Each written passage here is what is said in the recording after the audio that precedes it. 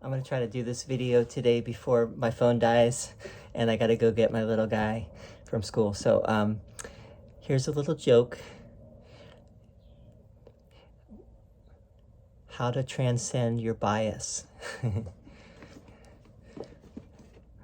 Where did bias come from?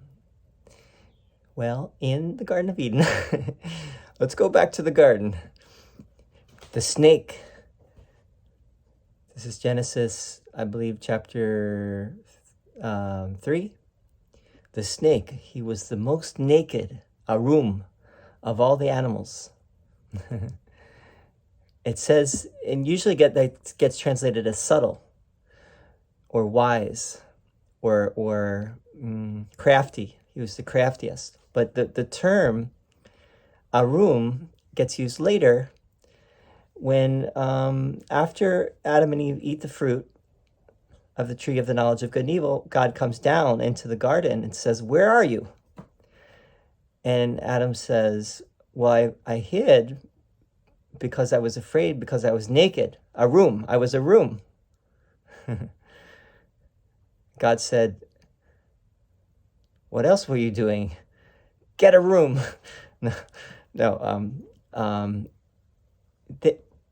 And then God, the interesting thing is that God made Adam and Eve skins, clothing.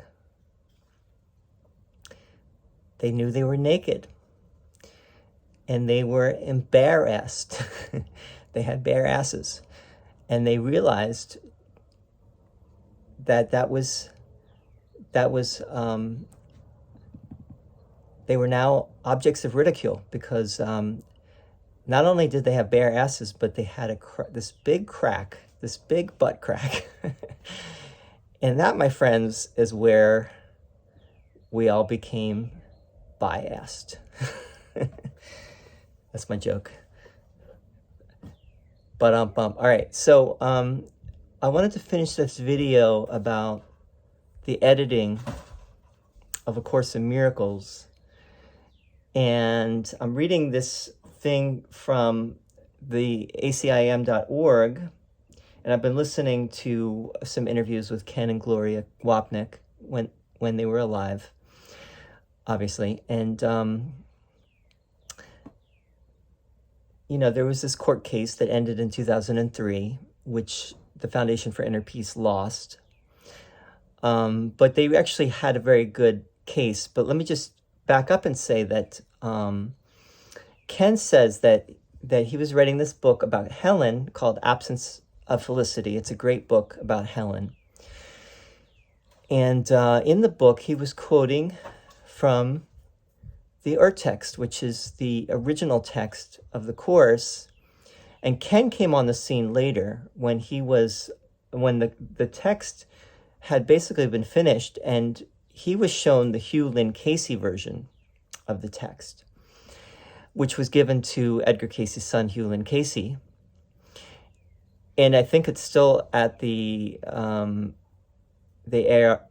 which is the Edgar Casey's place in Virginia Beach. What happened was basically someone, and then Ken, I forgot to say that Ken was going to quote from the text, so he thought, well, maybe I should copyright this. But his wife, Gloria, told him not to. She said, no, don't do that. But he did it anyway. He didn't listen to his wife. That was his mistake, I think. And he realized that later, and he realized that was a mistake. But he copyrighted it. And then someone took the manuscript out of and then he put it in the Library of Congress, in the Smithsonian. And he thought, wow, that would be safe to put it there, put these original materials there. But somehow someone found out and took it and photocopied it and then circulated it. And then this court case was brought. And in the court case, Ken was, among other things, he was accused of influencing Helen to change the course from what it originally was. So from that moment, Ken basically became the bad guy. he was accused. Let me read you what Ken says about this.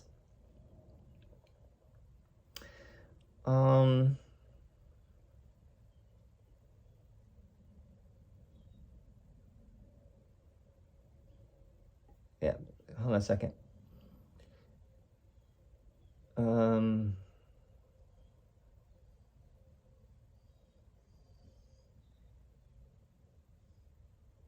Well, Ken says, among other things, Ken says that whatever version of the course you read, doesn't matter. The course is still there, so no real harm has been done. I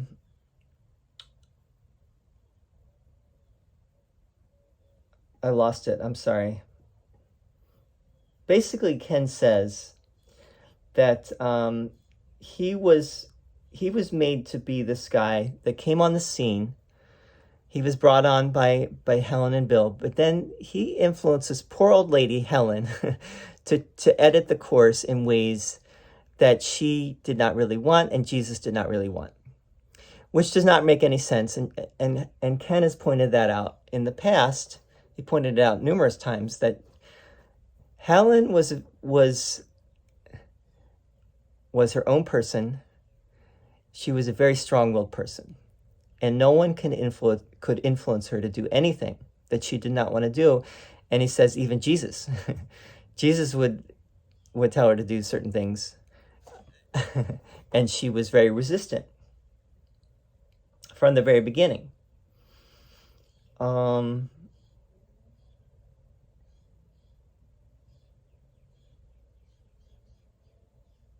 right.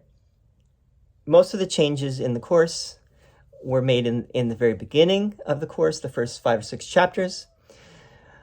Now, Ken actually was one to say, when he first read the course that Helen and Bill gave him, he said to them, well, there's still some personal material in here. You took out a whole bunch of other personal material, but there is still some personal material. It doesn't seem to fit. Now, that did happen, actually. So, and Helen and Bill agreed, and they took it out. And then there were certain gaps in the text because they took out the material, so they had to add a phrase here or a phrase there, but it didn't really change the text substantially, but they did add a few things. But it really did not change anything substantially. Whereas people now are saying that you know, they all messed with the text and they changed it from what it originally was, and they made it something that it really was not meant to be. They distorted it, and that was largely due to Ken's influence.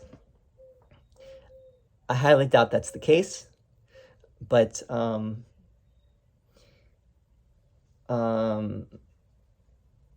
one thing that Ken mentions is he gives an example of something in the course. I'm going to read this to you, that got taken out, and then he says that this never should have been out because this misleads people about things, and it really went against what Jesus wanted and what Helen wanted. And not only that, is going to create confusion. So one thing he says is there is material in the text about sex and sexuality, an area that will almost certainly pique the curiosity, if not prurient interest of students. Thus, for example, one will read that homosexuality is essentially a pathology, which is the traditional psychoanalytic view, and that the only purpose for sex is procreation, 2 positions that are antithetical to Jesus' own teachings in the course about seeing all forms of the ego's world as the same, the correction to the ego's first law of chaos, that there is a hierarchy of illusion. To believe that these would be the words and thoughts of Jesus is as preposterous and unthinkable an idea as to believe that I could influence Helen as to what belonged in the course and what did not. It should be obvious that these beliefs belong to Helen and not to Jesus. Helen had her own biases about sex, and unfortunately they came through in these early passages. Yet those who believe that every word in the text is sacred and are Jesus' words can use statements like these to support their own preconceived notions. This same issue holds though perhaps with less emotionality, with material related to Edgar Cayce, Freud, and other psychologists. Helen, as I mentioned, did not like Jung, etc. So there's stuff in there about Jung. There's a lot of stuff about Freud. There's some stuff about Jung that is not that positive towards Jung, because Helen didn't like Jung. And Bill was homosexual. And Ken's point has been that in Helen's ego got in there and made it sound as if Jesus was saying that homosexuality is a pathology to get back at Bill, and that sex should only be for procreation. And people take that and run with it. They say, oh, that Jesus really said that got taken out of the course, and that should have been in there, that should have stayed in there, and then we would understand these things better. We would, with the specific information that got taken out should have been kept in there.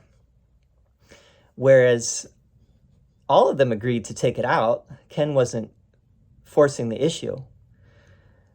Ken wasn't the one. Ken wasn't the ringleader or the catalyst for that. They had already taken out the material before Ken came on the scene.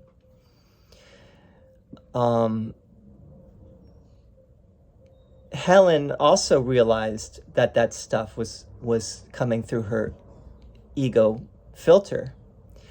Remember that early on, it was like she was sitting with Jesus on the sofa, and Jesus was telling her personal things about her and Bill. This is the beginning of the dictation. But then it became that she was like, they were in a lecture hall and Jesus was giving a lecture, and she was seeing words. She wasn't hearing the words. She was somehow seeing the words in her mind and writing them down, shorthand notes, like a student.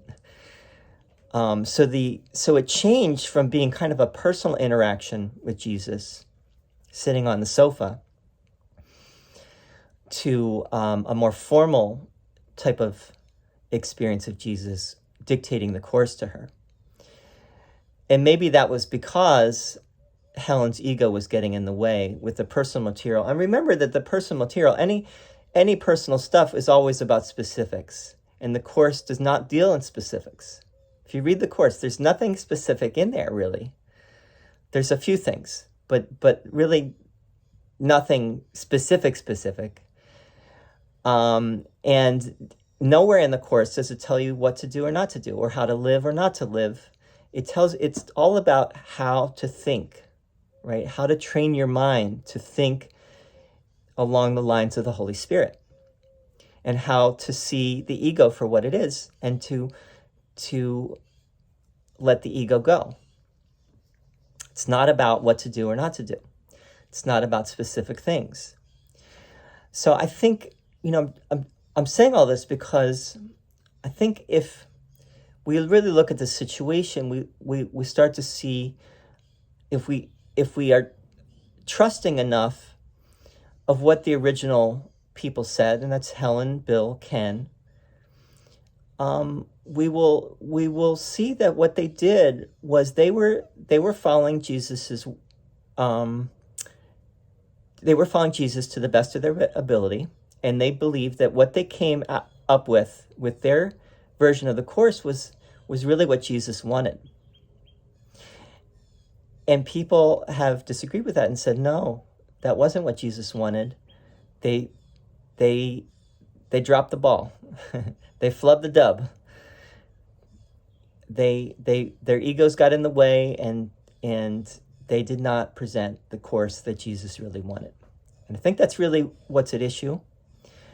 And from what I can tell, I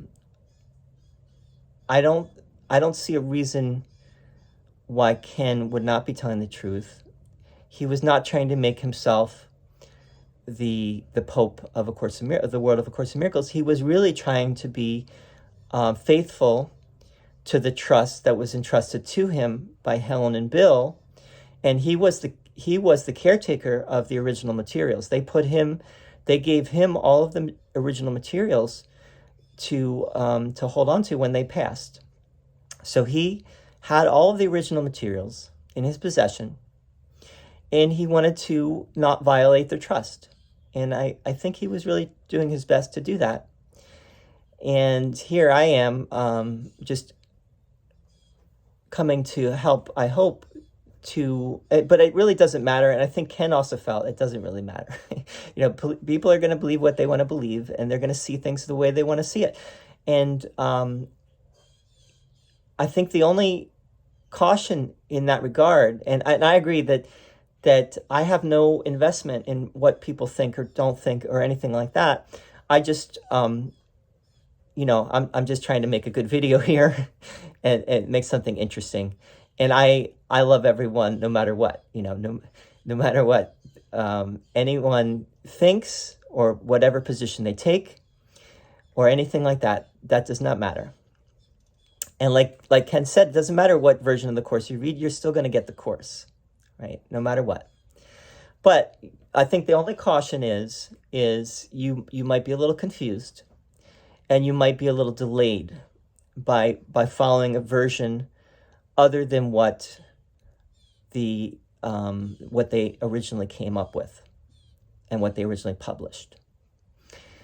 So that's just a thought, just some thoughts on this whole issue. And that's the last time I'm going to talk about it, at least for the time being. Maybe at some point down the line, I will say more about this issue, but that's my take on it for now. And those are my thoughts, not yours. That's from Dave and Chuck the Freak. I don't know if you have that, but that they're on the radio in the mornings. They go, "Those are my thoughts, not yours."